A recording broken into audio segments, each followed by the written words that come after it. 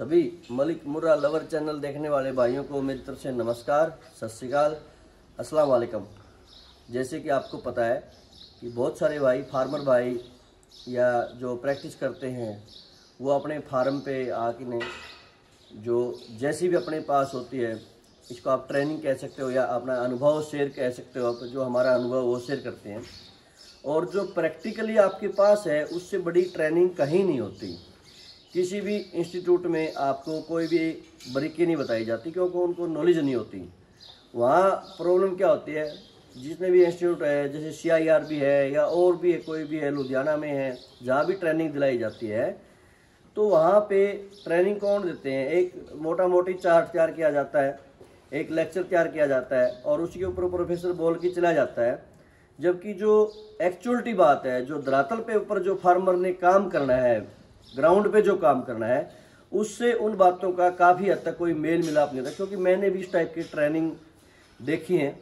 एक बार मेरे को HCO में चीफ गेस्ट बनाया था, जो डेयरी ट्रेनिंग कराया था उन्होंने, और उनके जो सर्टिफिकेट डिवाइड करने थे, बांटने थे फार्मर को, वो मेरे हाथ से बंटवाए थे। तो उस टाइम पे मेरे को पता चला था कि जब उन फार्मर से मैंने पूछा तो उनको कोई खास उनको नॉलेज नहीं हुई और जो ब्रेक पॉइंट थे वो उनसे काफ़ी दूर रह जाते हैं।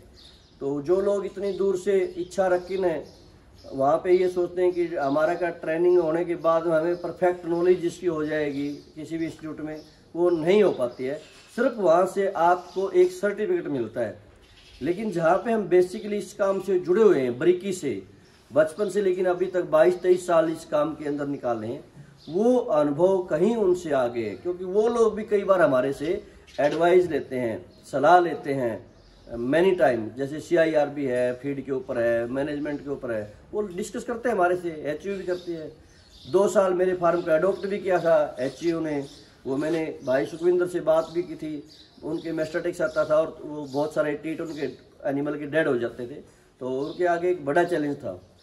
तो उसके पीछे भी, इसके पीछे एक बहुत बड़ी वीडियो बन जाएगी। यदि हम उस पॉइंट को डिस्कस करेंगे तो वो आमने सामने होते हैं, तभी वो पॉइंट डिस्कस होता है। तो बेसिकली एनिमल की पैदा होने से लेकिन और बुढ़ापे तक जो जो उसमें समस्याएं आती हैं, फीडिंग का उसका शेड्यूल क्या रहता है। बहुत सारे लोगों को अंदेशा है कि 6 kg तूड़ी में पशु का गुजारा नहीं होता। सुखविंदर भाई 2 दिन से यहाँ पे देख रहे हैं कि 6 किलो तूड़ी तो ज़्यादा रह जाती है एनिमल के लिए। 2 किलो तूड़ी तो एक टाइम पे खाई भी नहीं जाती। और बार बार मैं बोलता हूँ, जो बारीक तूड़ी, जो थ्रेसर की तूड़ी होती है, जो हडम्बा से जो तूड़ी हमारे हरियाणा में बनाते हैं, उसका इन्होंने सामने प्रैक्टिकली महत्व देखा सुखविंदर भाई ने, कि जब अलग दाना लेके आते हैं उसमें से आधा तूड़ा तो पशु सूखा ही खा जाता है। क्योंकि वो खाने में इतनी सॉफ्ट टेस्टी, उसकी कटिंग छोटी होती है। बहुत सारे लोगों की धारणा होती है कि जो बारीक तूड़ी होती है उसमें पाउडर होता है, वो बंदा कर जाती है, लेकिन वो कुछ नहीं। वो प्रैक्टिकली आप लोगों को उसके बारे में नॉलेज ही नहीं है। 2-2.5 इंच का तूड़ा जो पंजाब में डालते हैं तो पशु उसको खाने पे अपनी वेस्टेज जो एनर्जी है वो वेस्ट कर देता है। वो ना उसको चाव से खाता है और न ही वो तना अंदर जाके अच्छे से डाइजेस्ट होता है।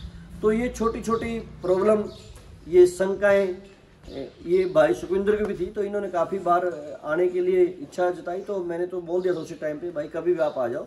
तो अभी ये फ्री थे और अभी ये कल से मेरे पास है। तो अभी आप सुखविंदर भाई से ही अपने अनुभव शेयर करिएगा। हाँ जी, सरजीत मलिक चैनल देखने वाले सभी भाइयों को राम राम। मैं कल से 2 दिन से वहाँ सरजीत सर के पास आया हूँ। वहाँ इसकी भैंस बहुत अच्छी है, सभी देखा मैंने, खाने पीने का बहुत बढ़िया, रहने का बढ़िया इन्होंने मैनेजमेंट मेरे को दिया है। और मेरे मन में जो बहुत क्वेश्चन आता था कि 2-2.5 किलो तूड़ा खा के या 6-7 किलो तूड़ा खा के कैसे भैंस पेट भर के दूध देती है। पर ये 6 किलो भी तूड़ा थोड़ा ज़्यादा ही हो जाता है। इसका फीड जो डालते हैं बहुत अच्छा फीड डालते हैं। मैंने सभी फीड डालते हुए सुबह शाम इसको देखा है। उसके साथ 24-25 किलो 23 किलो दूध बढ़िया भैंस देती है। 3 टाइम फीडिंग करते हैं। 3:30 से चल के इसका सुबह 8-9 बजे तक स्टूल चलता है। बहुत अच्छा मैंने इस फार्म से सीखा है। बहुत मुझे इस फार्म से देखने के लिए बहुत नॉलेज आई है। तो मैं आप AI का काम करता हूँ, मोगा से हूँ। मेरा विलेज में हेसरी संदगा गाँव है। तो मैं इस सर के पास ये देखने के लिए आया था, क्योंकि इंजेक्शन तो मैं भी बहुत लगाता हूँ, AI का काम करता हूँ आप खुद। तो पर जो भी कोई मिस्टाइटिस का सीगा मेरे मन में डाउट था वो आके जहाँ क्लियर हुआ है, क्योंकि इंजेक्शन तो लगाने दवाई देने के तो हर ही आदमी या डॉक्टर कोई भी 4-5 दिन इंजेक्शन लगाई जाता, पर वो मिस्टाइटिस पूरा क्लियर नहीं होता।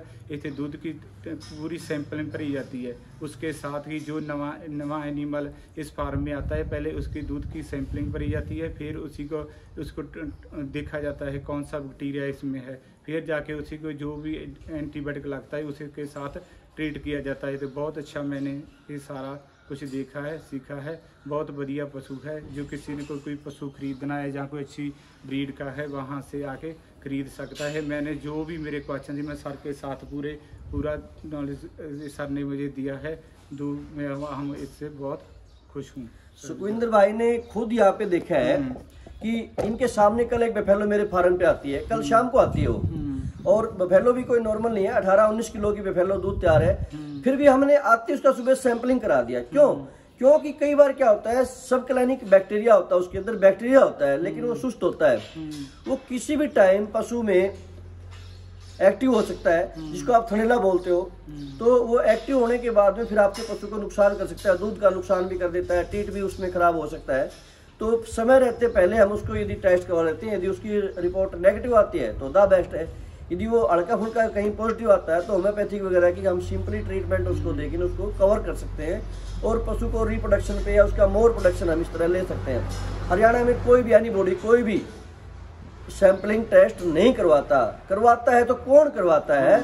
जिसकी भैंस दूध से खराब हो जाती है, सही बात, 20 किलो वाली 10 किलो पाई जाती है, मजबूरी में करवाता है। लेकिन हमारे रूटीन में टेस्टिंग होता है, आम है, जो भी पशु यहाँ पे आता है हर पशु का टेस्टिंग हम करवाते हैं, क्योंकि टेस्टिंग की लंबी चौड़ी बात नहीं है, सिर्फ 200 रुपये फीस लगती है और 20 किलोमीटर हमारे से हिसार HU पड़ता है। HU के अंदर जो है टेस्टिंग बहुत बढ़िया होती है, इसलिए हम वहीं पे टेस्टिंग करवाते हैं। क्योंकि सर जो एक पशु एकदम दूध डाउन मार जाता है, जैसे 24-25 किलो वाला भैंस आप 10-12 किलो में आ गए, हमने तो उसी को कैल्शियम दे दिया, इंजेक्शन लगा दिया और फीड सप्लीमेंट दे दिया भी दूध इसका अप होएगा, पर नहीं, जो मिस्टाइटिस का कारण बनता है उसी को टेस्ट करा के ही पता चलता है, उसके साथ ही उसका हल प्रॉपर होता है, नहीं तो कोई बात नहीं। हाँ, नहीं तो जो लगा दिया बस हम प्रैक्टिस करते हैं, मैं भी 3-4 पिंडों में काम करता हूँ, पर कभी इतना नहीं हमको नॉलेज था। जिले हाँ आके सरजीत मलिक सर ने एक बात का इसने मेरे को आंसर दिया है, बहुत बढ़िया, हम खुश हैं इसकी जानकारी से। उससे होता क्या है, जैसे कि आपने ट्रीटमेंट का दूध टूट गया, कैल्शियम का टीका लगा दिया, ताकत का टीका लगा दिया, भूख का टॉनिक दिला दिया, लेकिन बीमारी तो जो की त्यों, हम बीमारी के ऊपर तो गए नहीं। जब तक हम बीमारी नहीं पकड़ेंगे, उसकी मेन प्रॉब्लम नहीं पकड़ेंगे। मैं बार बार किसान भाइयों से कहता हूं कि यदि आपके पशु का एक्सीडेंटली अचानक दूध चला जाता है, एक ही काम करो, किसी के पास मत जाओ, सबसे पहले अपने पशु का दूध टेस्ट कराओ, सारा मसाला वहीं क्लियर हो जाएगा। और बहुत सारे लोगों के फोन भी आते हैं बाद में, हाँ जी मैंने टेस्ट करा था, इन्फेक्शन मिलता है इन्फेक्शन और कोई दूसरी बीमारी नहीं होती, वो तो बाई चांस होता है। कभी साल में एक बार कोई पशु को एनीबॉडी टाइम चेंज हो गया, मौसम चेंज हो गया, बुखार हो गया, नहीं तो प्रॉब्लम ये होती है, दूध घटने का एक ही कारण होता है, वो है इन्फेक्शन। तो वही भाई ने बताया, उससे क्या नुकसान होता है, एक तो किसान के पैसे खराब होते हैं और इधर उधर की दवाइयां देने से जब मेन बीमारी पर ही जाएंगे तो इन्फेक्शन तो यूं का यूं है, लेकिन टीके लगेंगे या बगैर टेस्टिंग के टीके लगेंगे तो उससे लीवर भी डैमेज हो जाता है पशु का, जो दूध दे रहा है वो भी कम हो जाएगा। बीमारी से कम हुआ तो हुआ, साथ में रेजिस्टेंस वाले जो दवाई काम ही नहीं करती एंटीबायोटिक, वो टिक्का भैंस के लगेगा तो वो लीवर को सिकुड़ाएगा और दूध 10 किलो के बजाय फिर 6 किलो पे आ जाएगा। क्यों? क्योंकि हमने टेस्ट कराई वगैरह, उसका ट्रीटमेंट दे दिया, तो किसान को पैसे का भी लॉस हो गया, दूध का भी लॉस हो गया, और आप जैसे कोई प्रैक्टिस करने वाला भाई है उसका कॉन्फिडेंस भी टूट जाएगा। आपने 4 भैंसों को, किसी फार्मर की 4 भैंसों को टिक्के दिए, एक का भी रिजल्ट नहीं आया, तो आप सोचोगे क्या, तो ये मेरे को फार्मर बोलेगा, आपकी मार्केट भी डाउन होएगी, वो बोलेगा डॉक्टर को नॉलेज तो है ही नहीं, भैंस का दूध तो यूं का यूं हमारे 2000 रुपये और ले गया।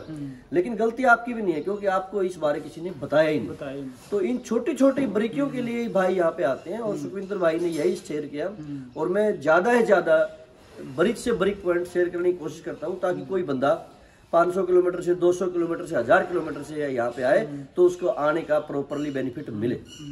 क्योंकि जितना भी हम हरा चारा काट के पशुओं को डालते हैं वो खरा चारा खाने के बाद भी पशु प्रॉपर पूरा दूध नहीं देता। इतने 6 किलो तूड़ी पाया जाता है सारा डेली का। मैंने सुबह शाम देखा है जो फीडिंग करते हैं तो बहुत अच्छा, उसी तूड़ी को खा के पशु प्रॉपर ऐसे हेल्थी है, पूरा दूध देता है, पूरा रज के खाता भी। जितना जगाली ज़्यादा करता है तो पूरा रेस्ट में पशु रहता है, प्रॉपर दूध देता है। हम तो हरा डालते हैं तो नाले पूरा फीड डालते हैं, पर मेरा इतना पशु उधर दूध नहीं देता सर जी। हाँ, तो मैं लास्ट में यही कहूँगा, कोई भी भाई को कोई भी डाउट हो, बहुत सारे लोगों को डाउट होते हैं, मैं कमेंट भी देखता हूँ, नेगेटिव कमेंट जो लोग करते हैं कि 6 किलो तूड़ी से तो भैंस भूखी रह जाती है। नहीं, मैं इसी एक बात को बंद कर 6 किलो वाला जो कहता ना भूखी रह जाती है, पर उतो कहने की बात ला के इतने आके जो देखता ना 6 किलो वाला भी नहीं खाता, मसा खड़ जाता है। शाम को पूरा दूध के लिए पूरा टैट आर्डर करके रुकता है, पूरा फुल दूध देता है। मैं तो देखता रहे एक बंदा फार्म का 20